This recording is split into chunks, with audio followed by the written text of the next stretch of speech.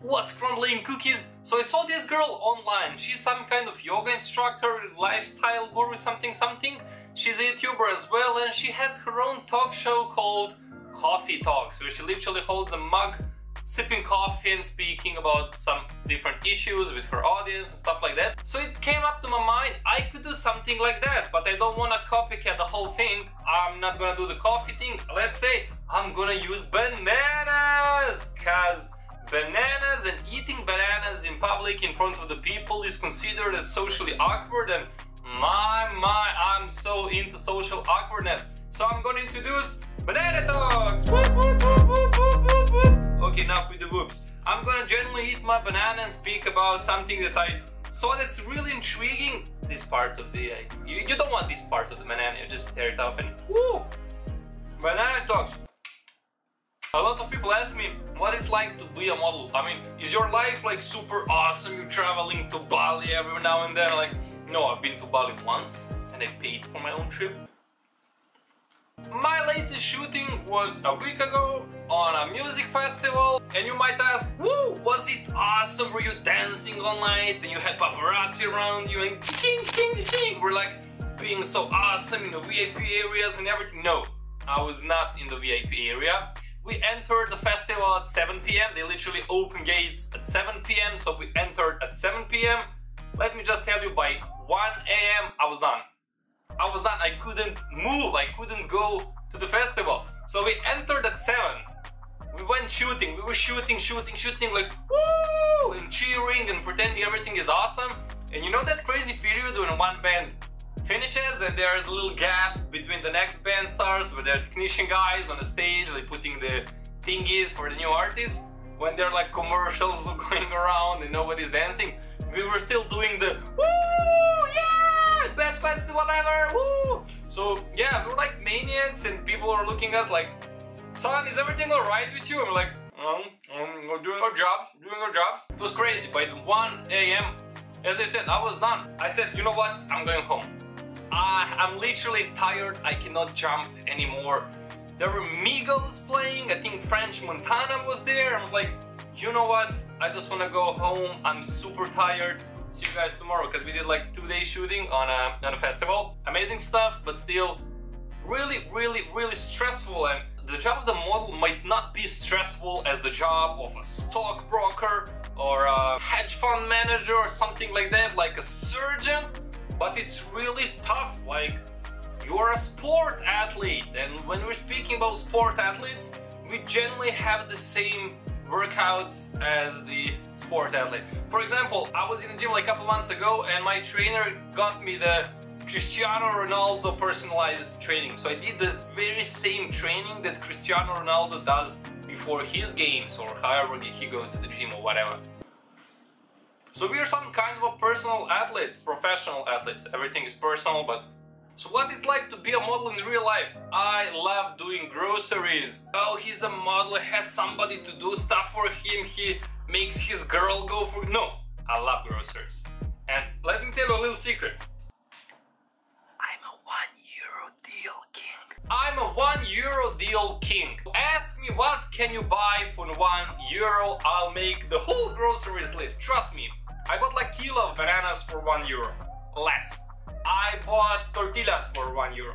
I bought rice, I bought beans, I bought this and that. Like, I'm a king of €1 deals. Nothing makes me more happy than buying something that is cheaper than €1. If they made a wine underneath €1, I'm not gonna try it. I would definitely not try that, because I tried €5 wine. Yeah, but €1 wine, there's a line.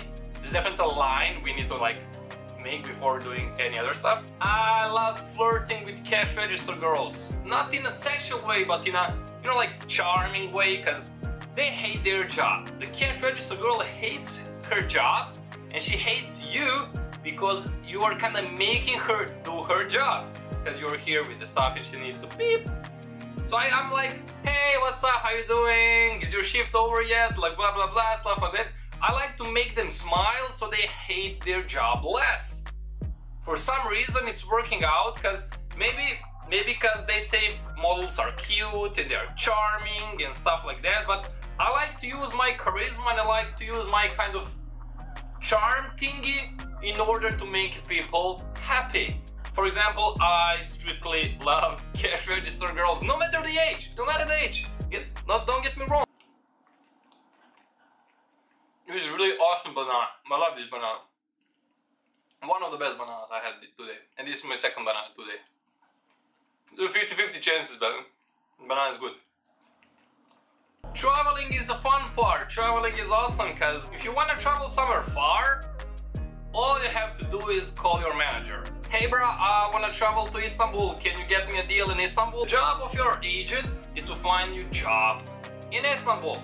What that means? The agency from Istanbul that will host you, they will pay for your plane, they will pay for accommodation, they will pay you for some kind of a pocket money so you can survive while being there. They will pay you for gym membership, they will get your driver to drive you from casting to casting to job, and you kind of made your wish come true. You went to Istanbul for free, and that's what I did for the last 6 or 7 years of my life. I was traveling all around the world, from, I don't know, New York to Shanghai, wherever I went. I just called my agent like, dude, can you get me a job there? And he calls up his guys. I don't know, if I knew who to call to get the free trip to Bangkok, I would not have my agent. So that's what agents are for, and I want to especially thank my agent from London for hooking me up with all these great personal things.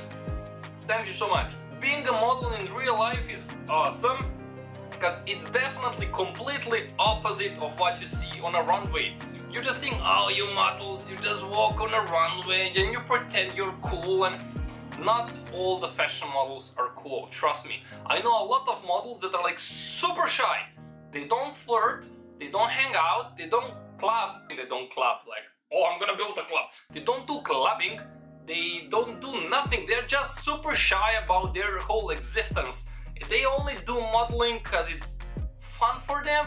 There are some people that don't see fun in modeling, but they just see money in it, and they're doing money part. Money is good. Money is good. You have to have something really special in yourself in order to make a living out of modeling. For the last 10 years, I was exclusively making my living out of modeling. I never had a steady job. I never had 9-to-5 job. I was never employed, and I don't know what it feels like to sit in an office for 8 hours. But on the other hand, I was making money out of modeling, so I know how to pose real good, so people pay me a lot of money in order to pay my bills, pay my rent, and have some extra on the side. The least special thing in me is being ginger. That's, I don't know, nobody can relate to that if you're not ginger, and if you're not ginger in modeling, there are only 7 high fashion male ginger models in the whole world. 7, there's like 7. I'm gonna see top of it because no, there's like more than 250 female ginger models, but as for the guys it's 7. So on a planet of 7 billion people, there are 7 gingers. That kind of put me in advantage in order to compare with other models, but there's like two-edged sword, because either they're gonna super love you and they're gonna super need you. We really need the ginger for this shooting, for this campaign, for this video, whatever. Or they're gonna hate you. They're gonna super hate you. They're gonna have, no, get this ginger guy out of my frame. I want somebody with muscles, and I want somebody with big brown beard, and somebody with long black hair and something, or blonde or whatever. And it's not the good part. I remember being in Istanbul and I went to a casting and they say, your hair too yellow, company problem. I was like, alright. Thank you for letting me just attend the casting, or I guess, whatever. Being a model in real life, it's completely different than what you saw on a fashion TV, than what you saw on Instagram. Let me be honest, 95% of the models you see on Instagram are faking their accounts. In some point, I'm faking my own account. What does that mean? Literally choosing the best photos there are to present them on Instagram. You don't see my bad habits on my Instagram. You don't see my bad days on Instagram. You only see my good days. You only see places I visited that I want you to see that I visited. There are no pictures of me bargaining about the pesto sauce in a supermarket. You don't see that. You see me having a fancy pesto pizza back home, but you don't see me buying that pesto. It's almost impossible to buy pesto under €1. My best deal was €2.5 for a pesto sauce. I started growing basil, so I'll make my own pesto. Boop, boop, boop. Which gets me to a conclusion. Models are doing the same thing you are doing. If you're going to gym, models also go to gym. If you're doing groceries, models are also doing groceries. If you're going out and clubbing, models are going and clubbing. If you're going to work, models also go to work. Maybe we don't have pens and fancy notebooks. Maybe we don't need computers. Maybe we don't need a uniform, so whatever. We use our body as a uniform. Our tool is our body. So whatever you do, models do the very same thing. The only thing that's different is a workspace, is an office. Because our office revolves around the world. If they need me in Seoul, I'll go to Korea. If they need me in Tokyo, I'll go to Japan. If they need me in Milan, I go to Italy. Same thing for those marketing guys who always have that special little meeting in Dubai and they just go to Dubai for 2 days.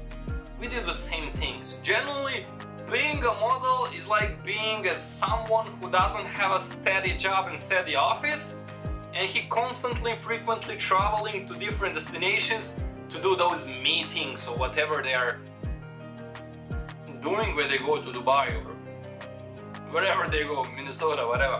That's a conclusion. Being a model in real life is different than what you see on a fashion TV, than what you see on TLC. Yes, I was on TLC once.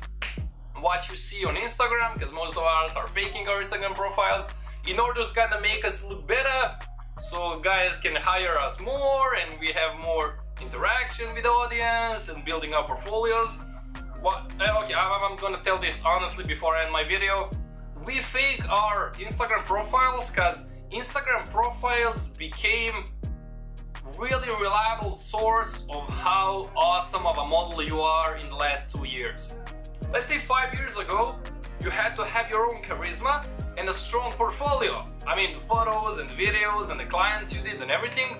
But now when you enter the casting, the first thing they ask you, how many Instagram followers do you have? Most of the companies need you to have at least 10,000 Instagram followers just to let you in on a casting. Trust me, it's bananas, it's bananas. Alright guys, if you have some questions about modeling, feel free to comment down below, I'll be more than happy to answer. I kinda have a tendency to explain what it's like to be me so people can mimic that, so people can get into it, so more people can do jobs that I do.